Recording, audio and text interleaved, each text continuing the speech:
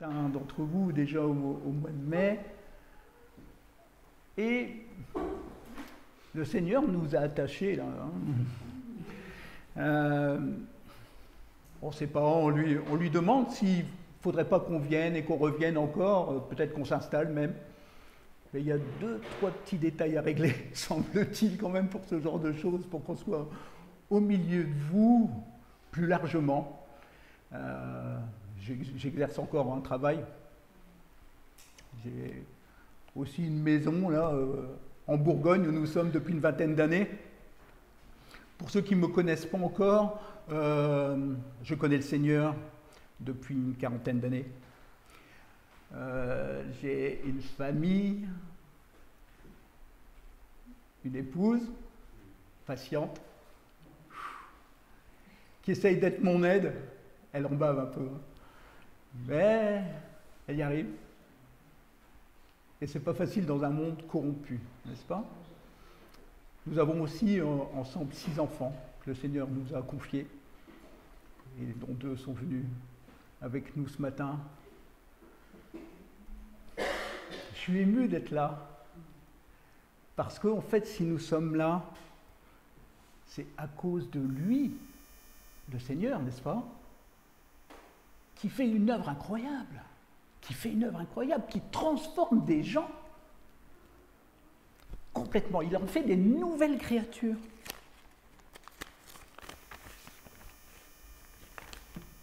Je prends mes notes.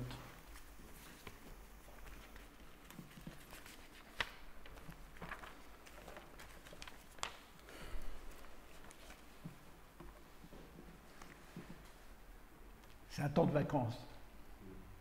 Alors c'est vrai, on avait loué un gîte à 2 heures d'ici, on ne savait encore rien, c'était en octobre 2022, on avait dit tiens si on allait dans l'Aveyron.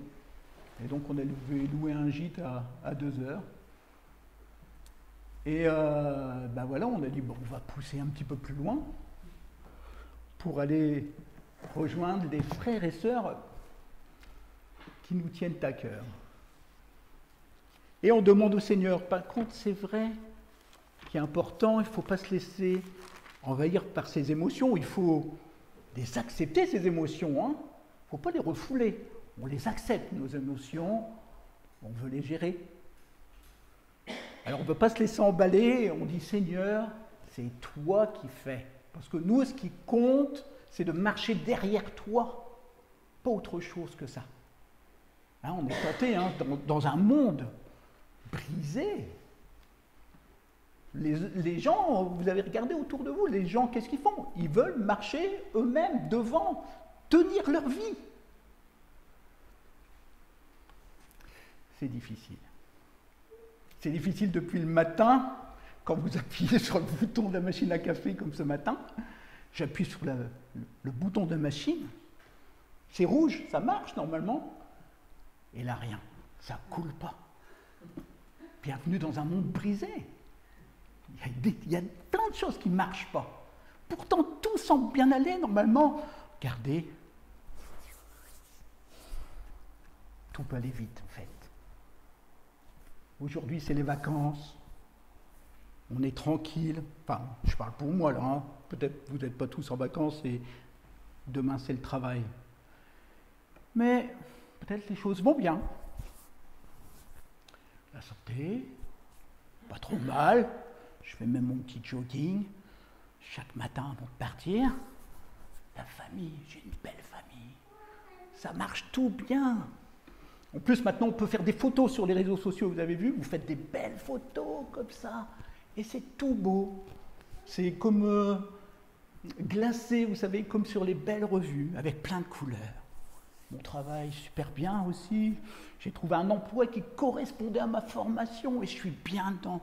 J'ai plein d'amis dedans, on se voit après les heures de travail, on parle tranquillement autour d'un petit thé le soir et on rentre chez soi et on va se coucher et tout va bien. C'est vrai ça? C'est pas la vraie vie ça. Ça c'est ce qu'on essaye de nous vendre.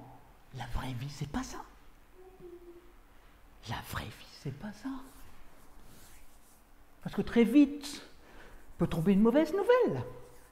Quelque chose qui vient tout chambouler sur le château de cartes là.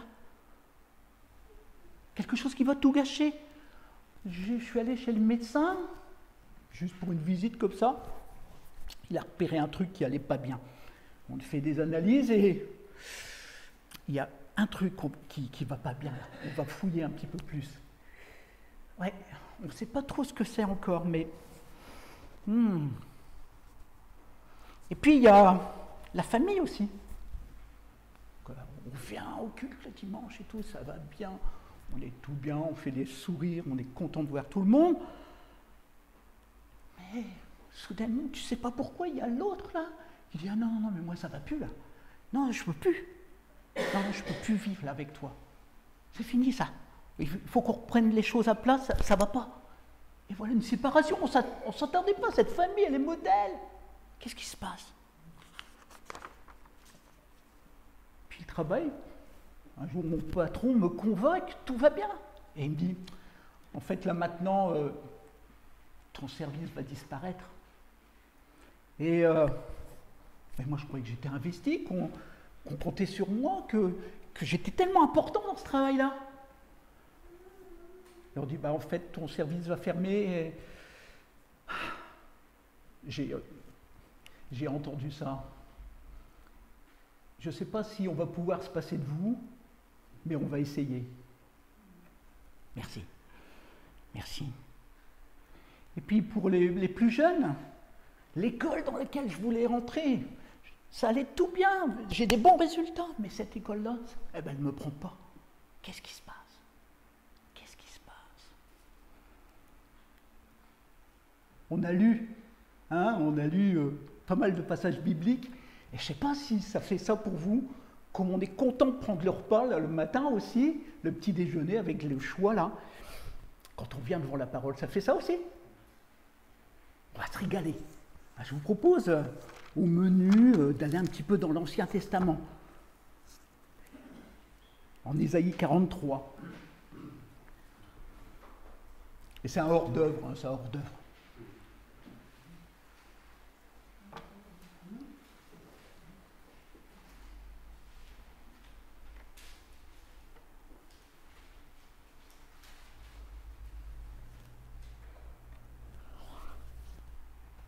Mais avant, on va prier.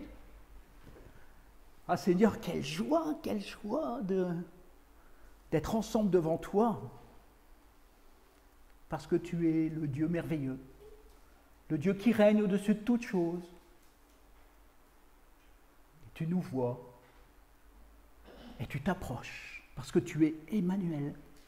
Tu t'approches de nous en Jésus-Christ. Et nous te prions que maintenant tu nous parles, que ce soit toi qui nous parles, parce que tu nous connais, chacun, mieux que n'importe qui, mieux que nous-mêmes. Seigneur, parle encore à ton peuple, conduis le troupeau de ton pâturage, Seigneur. Viens faire du bien à nos âmes, non pas parce qu'on mériterait quoi que ce soit, car nous savons que nous méritons un juste châtiment de ta part, car nous sommes indignes. Mais Seigneur, tu te plais, tu t'es plu à sauver des pécheurs. C'est pourquoi nous sommes là réunis. Tu sauves des pécheurs et tu as démontré ton amour en Jésus-Christ. Et c'est pour ça que nous sommes là. Et c'est couvert par son sang que nous osons nous approcher de ton saint trône et te demander grâce, Seigneur. Amen. Ésaïe 43, merveilleux prophète. Juste quelques petits versets.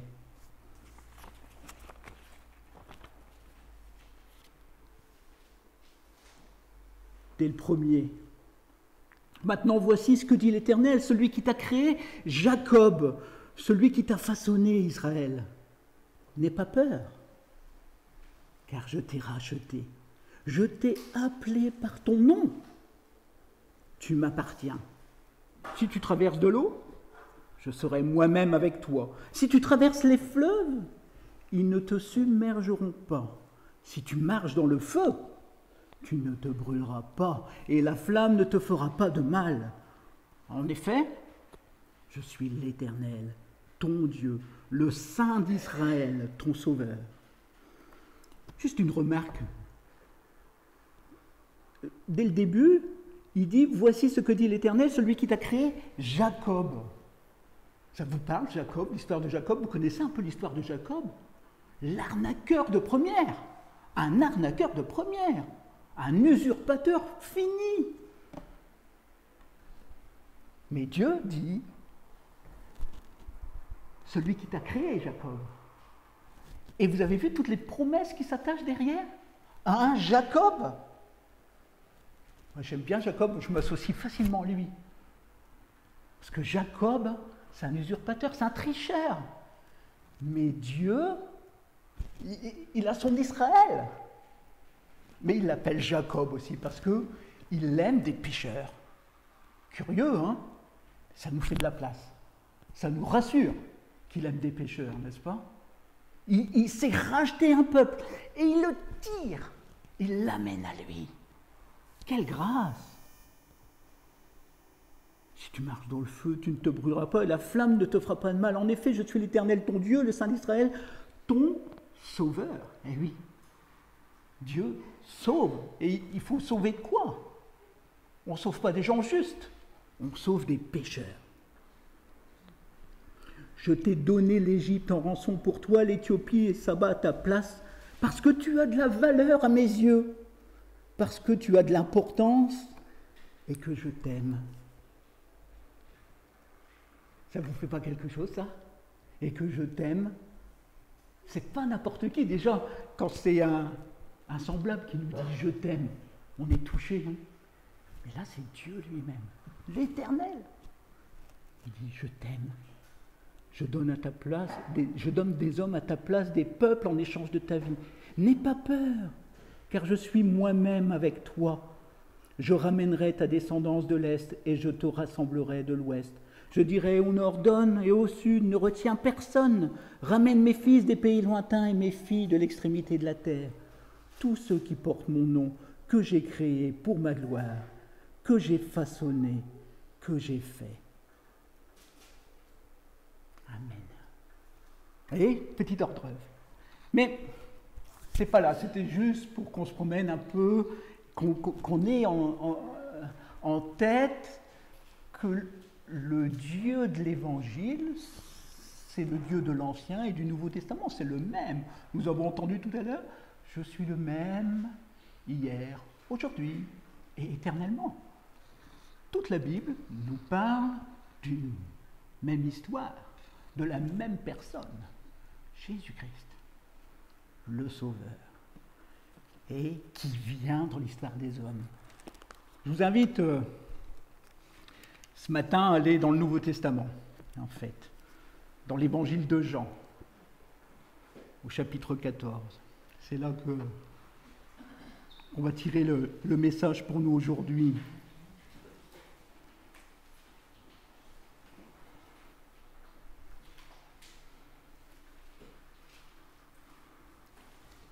Alors on va continuer à apprécier, à savourer la parole du Seigneur. On va se limiter quand même aux 14 premiers versets, même si notre attention sera en particulier sur le premier verset, peut-être un petit peu du deuxième. Mais enfin, tout le contexte, on verra ça après. Nous lisons au chapitre 14 de Jean que votre cœur ne se trouble pas. Croyez en Dieu, croyez aussi en moi. Il y a beaucoup de demeures dans la maison de mon Père. Si ce n'était pas le cas, je vous l'aurais dit. Je vais vous préparer une place. Et puisque je vais vous préparer une place, je reviendrai et je vous prendrai avec moi, afin que là où je suis, vous y soyez aussi. Vous savez où je vais et vous en savez le chemin. Thomas lui dit, « Seigneur, nous ne savons pas où tu vas. Comment pouvons-nous en savoir le chemin ?» Jésus lui dit, « C'est moi qui suis le chemin, la vérité et la vie. On ne vient au Père qu'en passant par moi. Si vous me connaissiez, vous connaîtriez aussi mon Père. Et dès maintenant, vous le connaissez et vous l'avez vu. Philippe lui dit, « Seigneur, montre-nous le Père, et cela nous suffit. » Jésus lui dit, « Il y a si longtemps que je suis avec vous, et tu ne me connais pas, Philippe? Celui qui m'a vu a vu le Père. Comment peux-tu dire, montre-nous le Père? Ne crois-tu pas que je suis dans le Père, et que le Père est en moi? Les paroles que je vous dis, je ne les dis pas de moi-même, c'est le Père qui vit en moi, qui fait lui-même ses œuvres. Croyez-moi, je suis dans le Père, et le Père est en moi. Sinon, croyez-moi, au moins à cause de ses œuvres. En vérité, je vous le dis, celui qui croit en moi fera aussi les œuvres que je fais. Et il en fera même de plus grandes, parce que je vais vers mon Père. Tout ce que vous demanderez en mon nom, je le ferai, afin que la gloire du Père soit révélée dans le Fils. Si vous me demandez quelque chose en mon nom, je le ferai. Est-ce que là, la parole du Seigneur, et vous avez vu dès le premier verset, n'est-ce pas, que votre cœur ne se trouble pas. C'est pour ça, peut-être maintenant vous faites le lien avec l'introduction tout à l'heure, qu'est-ce qui se passe quand il n'y a plus rien qui va?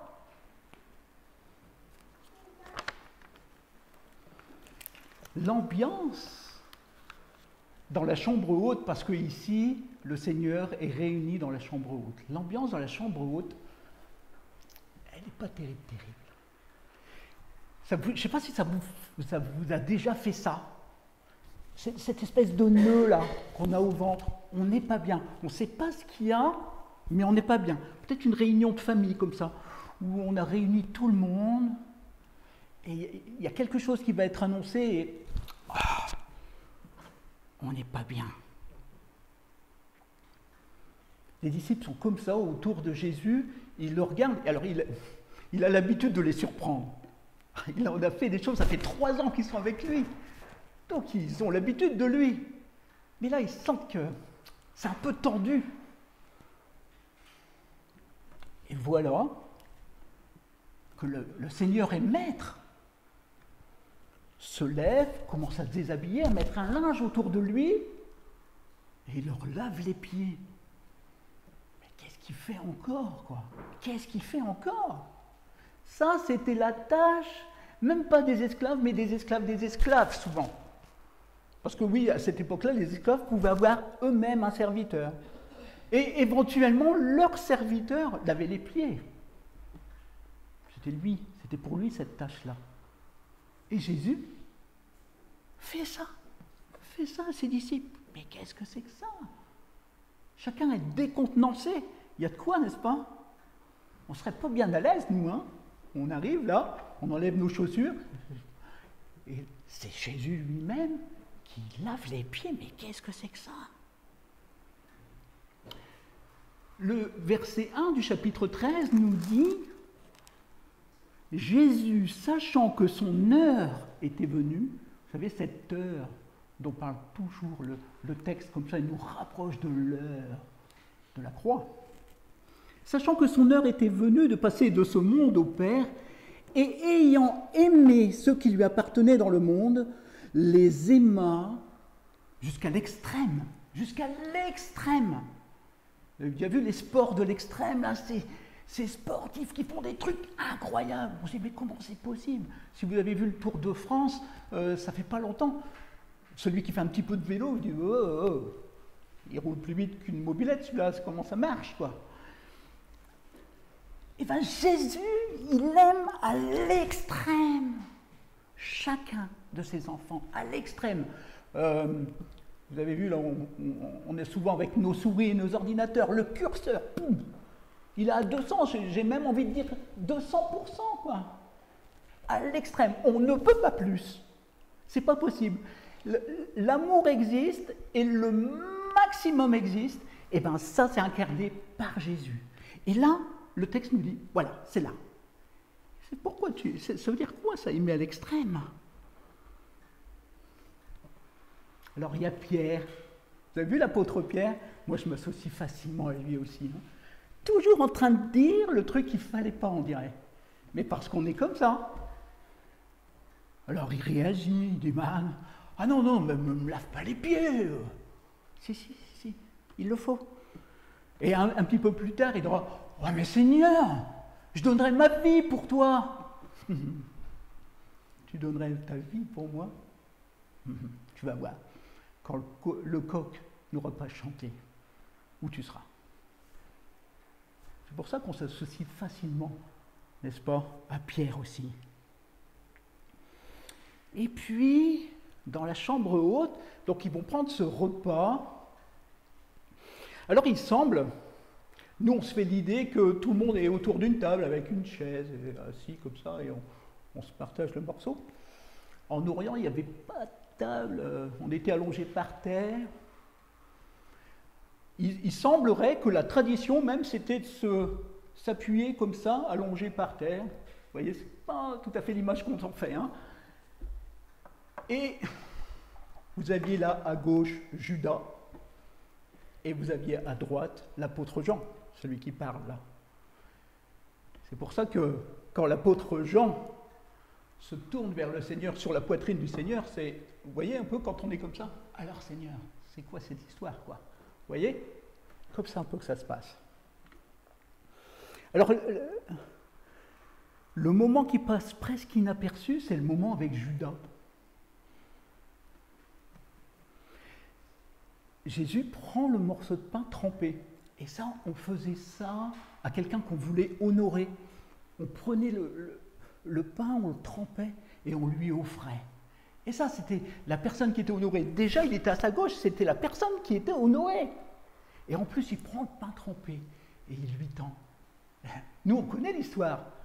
On sait qui est Judas, n'est-ce pas? Mais là, à ce moment-là, les disciples, ils ne font pas attention. Judas, bah, ok, il fait partie de la bande, quoi.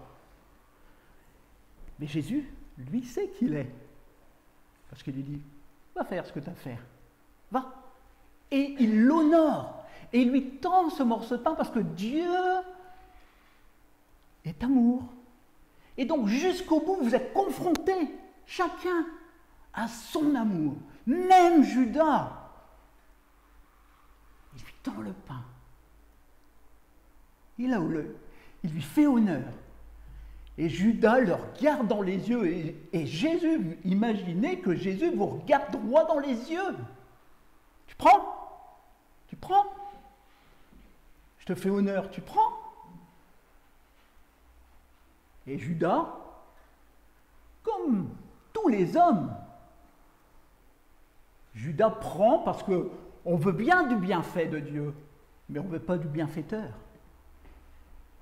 Et donc il prend Judas. Vous avez vu ce qui suit après, une fois qu'il a pris le morceau? Le texte nous le dit, Jean 13, 30. Et l'apôtre Jean sait faire ça. Il sait montrer les nuances, comme dans un tableau. Il y a des nuances dans un tableau, n'est-ce pas? Et dans le tableau, là, il y a un coin obscur. Judas prend le morceau, il sort, parce qu'il ne peut pas rester avec lui. Le diable est déjà rentré en lui pour aller au bout de son dessein. Et l'apôtre Jean nous dit, il sortit, il faisait nuit. C'est comme si l'obscurité d'un seul coup l'entoure. Les ténèbres dont il ne reviendra jamais. Il a choisi.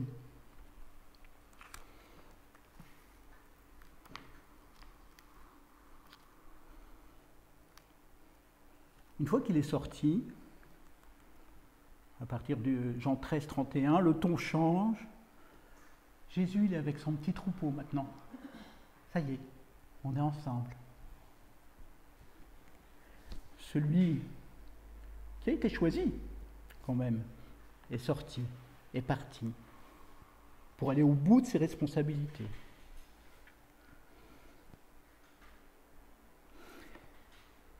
Jésus sait que dans quelques heures, il va être suspendu sur une croix.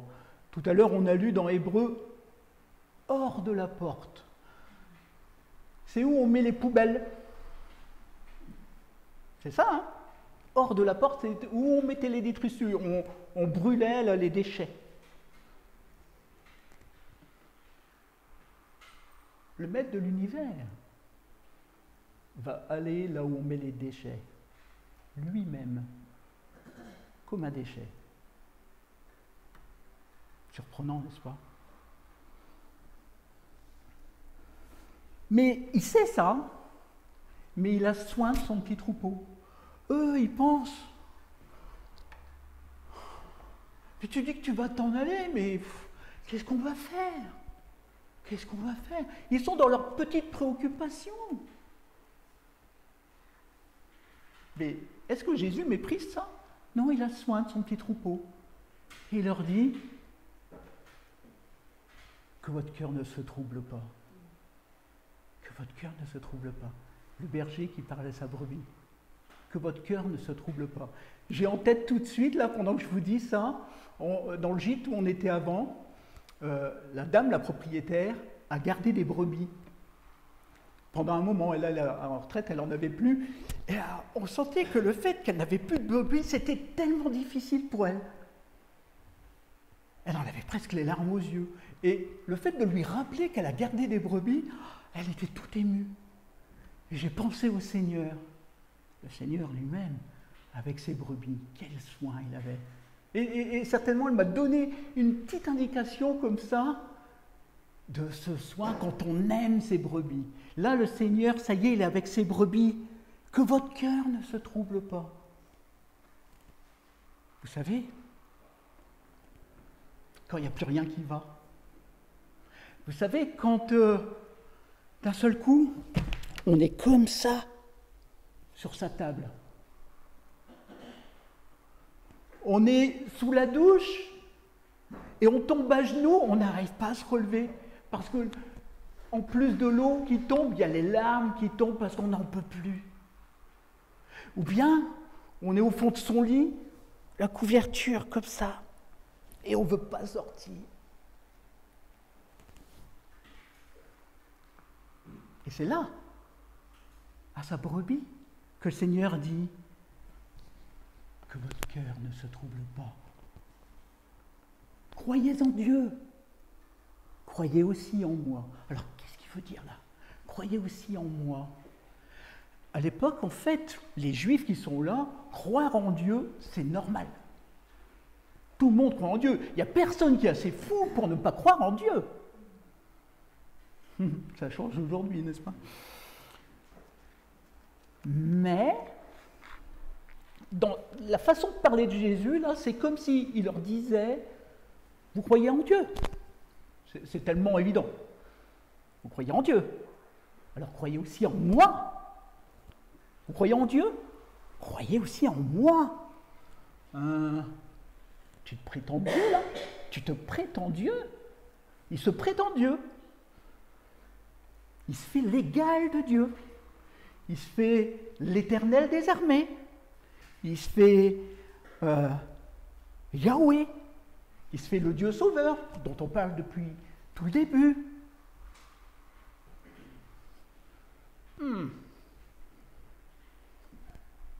Et les disciples, ils ont un homme en face d'eux. Il dit, vous croyez en Dieu, vous croyez aussi en moi. Surprenant, n'est-ce pas? Il l'a déjà fait. Un peu plus tôt, si vous allez dans l'évangile de Jean, toujours chapitre 8, verset 58, il cite Exode 3, 14. Et il dit, je suis celui qui suis. Je suis celui qui est. Je suis Dieu. C'est pas nouveau. Hein. Jean 13, 18. Il dit,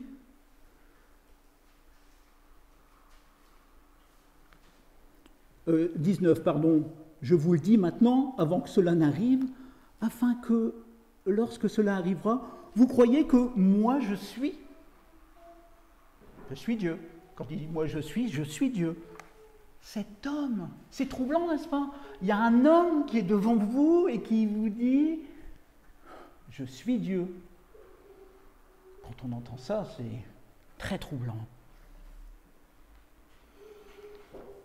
Il faut qu'on fasse un exercice un peu particulier là, parce que nous, on a l'habitude, peut-être dans le meilleur des cas, on a l'habitude d'aller dans la Bible, Alors on va en Exode 3,14, Jean 8 là, et on voit, oui, il dit, je suis Dieu. Mais, oui, vraiment, il y a un homme. Vous comprenez que les disciples soient un petit peu décontenancés. Est-ce qu'on l'est, nous? Est-ce qu'on est encore surpris par le fait que Dieu se soit fait homme? Mystère quand même, hein? Alors, s'il est Dieu, si celui qui prétend l'être est vraiment Dieu, je le crois, j'espère que vous le croyez aussi, ça veut dire qu'il est omniscient. Il sait tout. Omniprésent. Il est partout. Omnipotent. Il peut tout. Et c'est ce que je vous propose de regarder ensemble, ces trois attributs-là. Omniscient, omniprésent, omnipotent.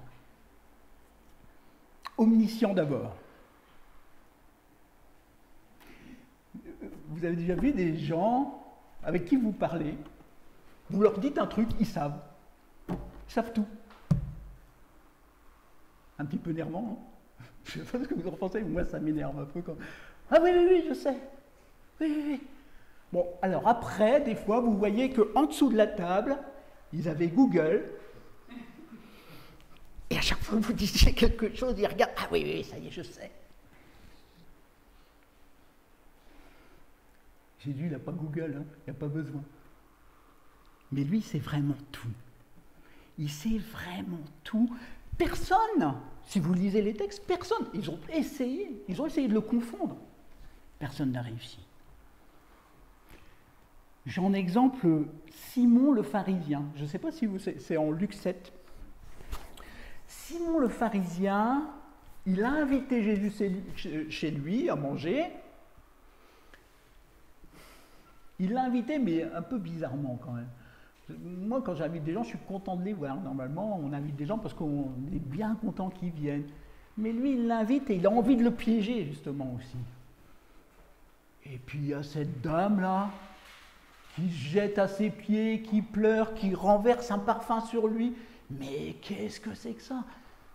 En plus, cette dame, je ne vous dis pas, vu l'allure qu'elle a, elle n'a pas la vie toute rose.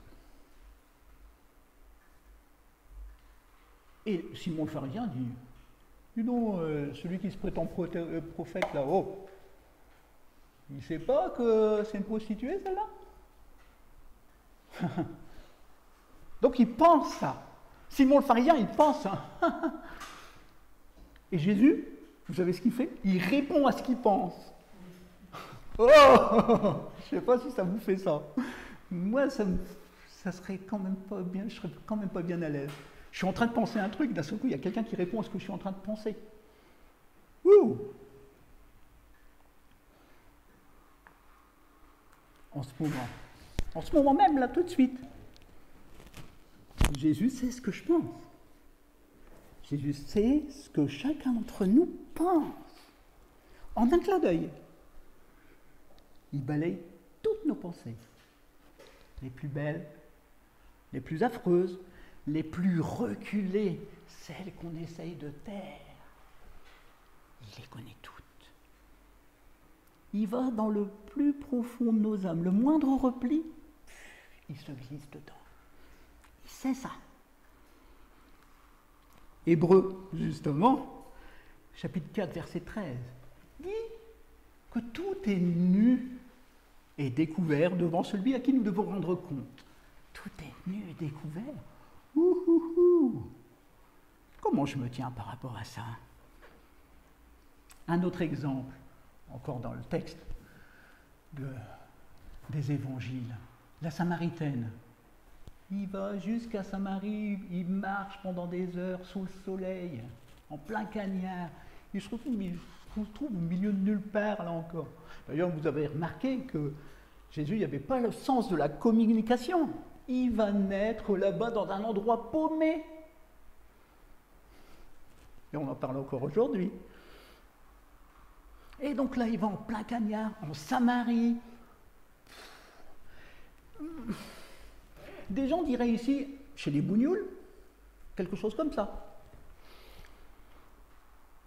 Et il rencontre une dame, samaritaine, qui va chercher de l'eau vers midi parce que elle n'aime pas trop se faire remarquer vu la vie qu'elle a et le comportement qu'on pourrait avoir à son égard. Aussi parce que nos pères sont tellement cruels avec nous, n'est-ce pas? Quand on voit notre vulnérabilité. Jésus lui parle. Il bat en brèche les coutumes. Il parle à une femme, toute seule, à un puits, et lui dit, oui, je sais que tu as eu 5 maris. Et l'homme que tu as en ce moment-là, c'est pas ton mari. Waouh! Elle a du discernement. Elle, par contre, elle dit, oui, je sais que tu es prophète. Je vois que tu es prophète, là. D'accord. Et c'est tout. Jésus sait tout. Et Jésus, quand il parle avec des pécheurs, il ne prend pas un air dégoûté. Hier on parlait de la Bulgarie, et comment Janine, quand elle a été en voyage en Bulgarie, elle a vu des prostituées et des comportements des hommes avec elle, qui montraient comme ça auprès des autres, ils croyaient qu'ils étaient glorieux, à montrer comment ils pouvaient mépriser ces femmes. Et Janine, en passant tous les jours, finalement, elle commence par leur dire bonjour et leur redire bonjour, et à la fin, ah, ça y est, je suis un être humain, ok. Et je vais répondre bonjour aussi. Jésus ne prend pas un air dégoûté, il ne se pince pas le nez pour approcher des pécheurs. Il y vient, il y va. Il va au cœur même là, d'où c'est difficile. Où ça fait mal, dans ce qui est fragile, dans ce qui est brisé chez les pécheurs. Que votre cœur ne se trouble pas. Vous êtes conscient de votre vulnérabilité? Votre esprit est brisé et contrit. Dieu ne vous dédaigne pas alors. Jésus veut dire, avant que le monde fût, avant qu'Abraham fût, moi je suis. Jean 8, 58. Rien de ce qui a été fait, rien de tout ce qui a été fait, n'a été fait sans moi. Jean 1, 3.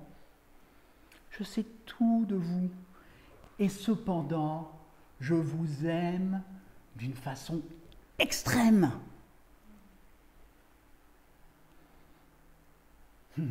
Philippe, Jean 14, 8. Oh, allez, arrête, montre-nous le Père. Allez. Ça fait si longtemps que je suis avec vous.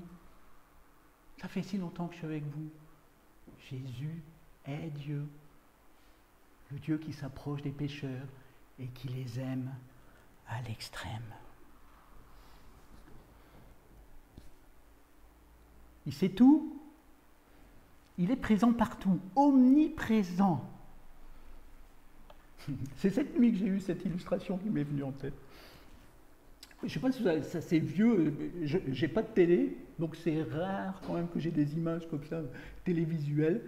Mais je me souviens d'un dessin animé où il y avait un chien, un petit chien avec des grandes oreilles, et il y avait, je ne sais plus ce que c'était l'autre chose, l'autre personnage, mais le personnage courait dans tous les sens, voulait se sauver.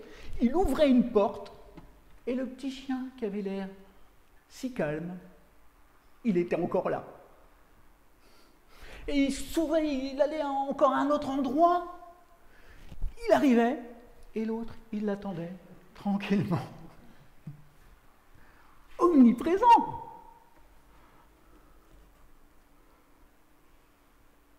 Mais revenons dans la chambre haute. Jésus, un homme, dit « Je suis Dieu, je suis omniprésent. » Si tu es là, comment tu peux être ailleurs? Mais c'est la force de l'enseignement de la chambre haute. C'est un petit guide de théologie pratique. Jean 14 à 17, c'est un petit guide de théologie pratique. Je vous invite à le lire, le relire, le méditer. Vous allez tout avoir. Notamment, vous allez à la rencontre du Dieu trinitaire. Un seul Dieu, 3 personnes. Un petit peu plus loin, verset 16, Jean 14, 16, il va parler de cet autre défenseur, ou, dans les traductions plus anciennes, autre consolateur. La 3e personne de la Trinité, le Saint-Esprit, qui est avec vous et qui sera en vous. En vous. Waouh! Dieu en moi. Celui qui est en vous est plus grand que celui qui est dans le monde. Quand je vis avec ça, si je me lève le matin avec ça, j'ai Dieu en moi. Waouh! Qu'est-ce qui peut m'arriver? Je suis invincible. Je pense que si nous avions conscience de notre invincibilité, alors, ça ne veut pas dire qu'on va se jeter en bas du temple, d'accord? Mais quand même, avoir Dieu en soi, ça nous ouvre des perspectives. Présent partout. Présent partout. Le Saint-Esprit est présent partout. Partout, partout, partout, partout. Et dans chaque cœur des croyants. C'est comme s'il y avait de la lumière partout. Et je ne l'invente pas, il y en a. Et que dans le cœur de chacun des élus, cette lumière, elle touche, pouf, elle s'allume. Elle ne s'éteindra plus jamais. Et chez les autres, vous pensez à Judas, les ténèbres dans lesquelles ils sont enfermés.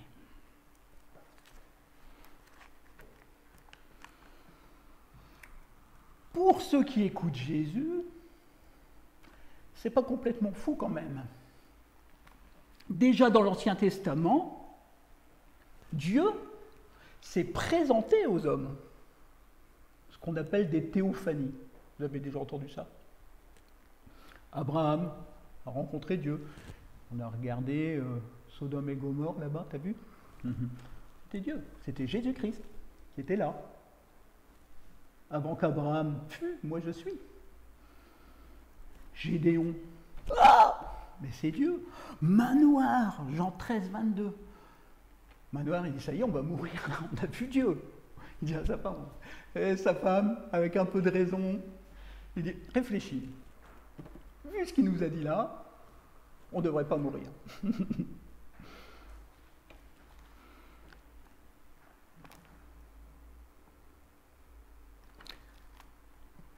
Dieu sait tout. Dieu est partout. Et Dieu peut tout.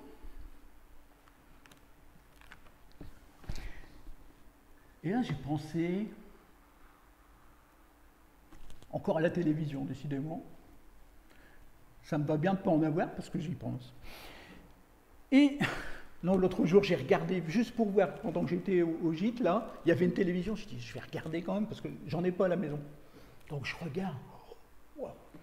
J'étais un peu surpris. Comme vous savez, vous avez un décalage. Quand vous n'avez pas l'habitude, vous avez un décalage.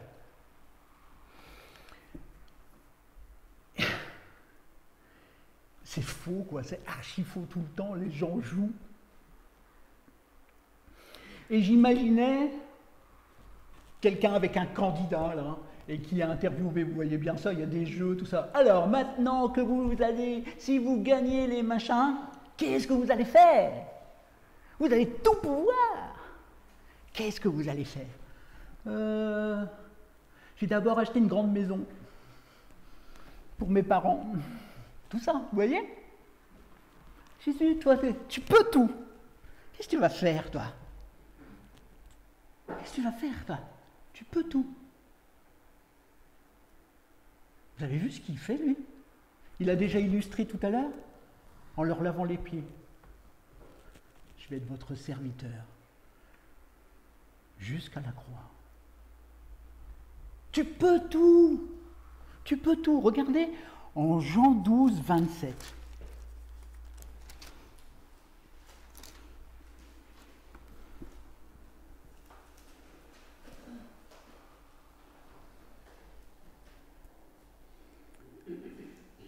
Vous avez vu? Jésus dit, maintenant, mon âme est troublée. Maintenant, mon âme est troublée. Il dit à ses disciples, un petit peu après, que votre cœur ne se trouble pas. Mais là, il dit, mon âme est troublée, parce qu'il voit la croix. Il la voit déjà, lui. Mon âme est troublée. J'ai pas envie d'y aller. Mais quoi? Que dirais-je? Père, délivre-moi de cette heure. Mais c'est pour cela que je suis venu jusqu'à cette heure. Je suis là pour ça. Voilà ce que dit Jésus. Je suis là pour ça. Même si mon âme est troublée, que j'ai des émotions qui me traversent là, je vais y aller. Je tout pouvoir. Jean 13 le dit après, sachant que le Père avait tout remis entre ses mains. J'ai tout pouvoir, mais je vais aller à la croix. C'est pas surprenant, ça? C'est quoi cet amour?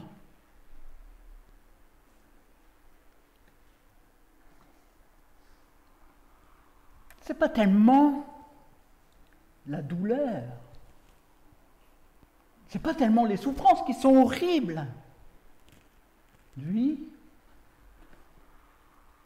le plus déchirant, c'est la séparation d'avec le Père. La perspective de la séparation d'avec le Père. Est-ce que moi, ce qui est le plus déchirant pour moi, c'est d'être séparé d'avec Dieu? Ça le devrait. Mais Jésus est déterminé à subir la souffrance, les humiliations, l'abandon. Il est déterminé à aller au plus bas pour rejoindre chacune de ses brebis, pour te rejoindre au fond du lit quand tu es recroquevillé, pour te rejoindre dans la douche là quand tu es en train de pleurer, ou sur la table quand tu n'en peux plus. Parce que c'est trop. Il est là. Il vient là te rencontrer. Nous, on croit, à raison, que dans tout ce qu'on peut entreprendre, nos petits rites, etc., on va rencontrer Dieu. Et c'est vrai, on lit la Bible, on rencontre Dieu, etc. Mais sachons que Dieu est là, dans le pire endroit, dans le pire moment. Vous allez traverser tout ça, nous allons traverser tous les pires moments. Alors souvenons-nous qu'il est là. Il n'est pas loin, il ne se pince pas le nez, non, il est là. Et il veut vous rencontrer d'une façon dont vous ne l'avez jamais vu. Parce que la croix, c'était ça. C'était le moment le plus terrible, le plus horrible, mais il y est allé. Alors, il ne va pas hésiter à venir vous rencontrer là, quand vous êtes au plus bas. Et c'est quoi son projet? Ramener chacun à la maison. Vous avez vu Jean 14? Il y a beaucoup de demeures dans la maison de mon Père. S'il n'était pas le cas, je vous l'aurais dit, je vais vous préparer une place. Ça passe par la croix, la place qu'il prépare.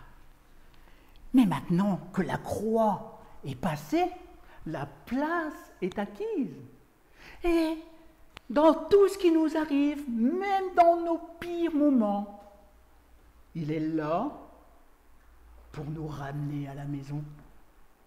Il est là pour nous ramener à la maison. Que votre cœur ne se trouble pas. Croyez en Dieu, croyez aussi en moi. Quand vous verrez la croix, parce que les disciples, là, ils ne s'attendent pas à ça. Ils n'ont pas encore vu la croix. Et imaginez, quand ils vont voir la croix, ils vont dire « Ah, mais c'est fini! C'est mort, là! C'est cuit !» Non, quand vous allez voir ça, quand vous allez voir la défaite, ça sera en fait la victoire. La croix, c'est la victoire. S'il y a une défaite à la croix, c'est la défaite du diable. Il est anéanti, il est écrasé. Comme ça. Approchons-nous tout le temps, surtout dans les pires moments. Ne croyons pas que nous sommes indignes, à aucun moment. Parce que nous sommes indignes à tout moment. Donc c'est soit on s'approche jamais, ou on s'approche tout le temps. Et dans le pire moment, approchons-nous de lui. Il veut ça. Il vient au-devant de nous. Viens, je te ramène à la maison.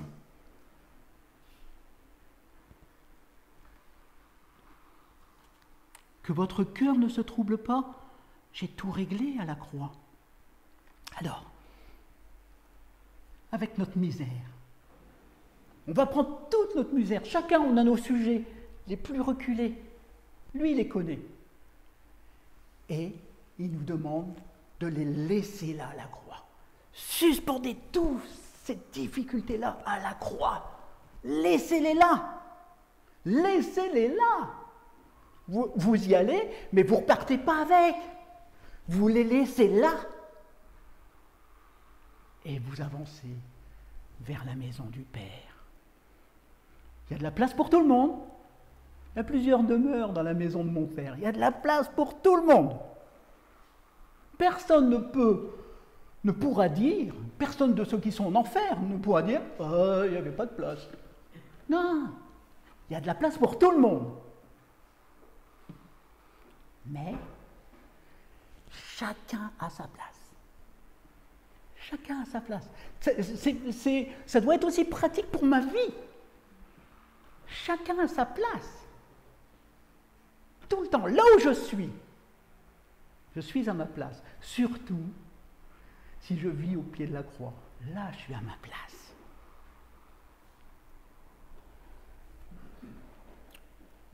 Dieu a une place spécifique pour chacun quand même. Je vais vous préparer une place. Une place. Donc chaque élu a une place. Je sais plus, j'ai déjà entendu ça il y a longtemps. Il n'y a pas de siège vide au ciel. Tu vois. Il y a une place pour chacun. Et déjà maintenant, Dieu a une place pour nous. Qu'est-ce qu'on va faire? Sinon vivre pour sa gloire. Au pied de la croix. En témoignant à tous qu'il est venu pour s'approcher des pécheurs. On a besoin de ça, n'est-ce pas? On va dire quoi aux gens? On va dire, venez, nous sommes... je ne sais pas si vous allez réussir à être comme nous, mais essayez quand même. Non. Venez, Dieu s'approche des cœurs brisés. Venez, il m'a touché, il connaît au plus profond de moi-même tous mes désespoirs. Et il m'a dit, pose-la à la croix. Alors je l'ai fait. Et je vis maintenant, je marche vers la maison du Père. Et je suis heureux. Parce que c'est ce Dieu glorieux-là, le Dieu de la croix, le Dieu de Jésus-Christ, Jésus-Christ le Dieu sauveur, qui m'a pris et qui me ramène à la maison. Amen.